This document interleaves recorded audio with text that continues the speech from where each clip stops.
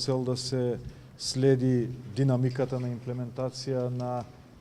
реформската агенда на владата, меѓутоа и програмата на владата. Денеска имав важна средба тука во владата во поглед на следење на динамиката на реализација на законот за употреба на јазиците, кој што исто така беше еден од важните закони во планот 369, чија што имплементација ја следиме и во планот 18, и имав средба и со меѓуресорската група за спроведување на законот, кој што ја има формирано владата, која што ја раководат генералниот секретар Рашковски, заменикот Хани, меѓутоа и директорот на Агенцијата за употреба на јазиците, професорот Села.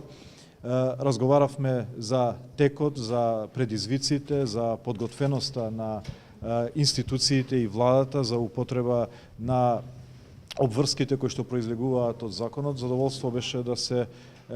слуша дека има еден пријатен амбиент создаден во делот на имплементација на законот, волја на институциите за спроведување на истиот, и дека во овие месец и пол дена откако законот е влезен во функција се направени голем број на исчекори, вклучувајќи го и формирањето на меѓуресорската група, која што на редовна основа го следи имплементирањето и формирањето на агенцијата и изборот на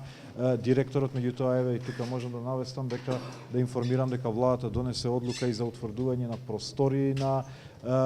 самата агенција, а веќе се договоривме генералниот секретаријат уште од денеска луѓе од секретаријатот кои што ќе префрли во агенцијата, кои што ќе се занимаваат со основните подготовки за функционалност на агенцијата. Во подготовка е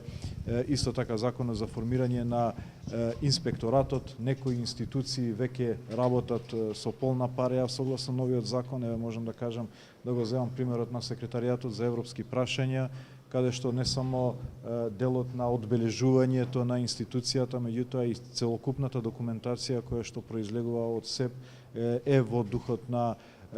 новиот закон за употреба на јазиците, и мислам дека едно охрабрување ова да се продолжи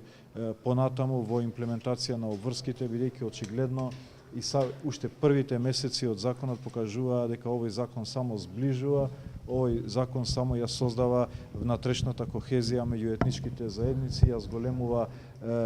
зголемува чувството на припадност, на лојалност кон државата, и сето тоа секако ќе биде важно валоризирано и од граѓаните, меѓутоа и од Европската унија.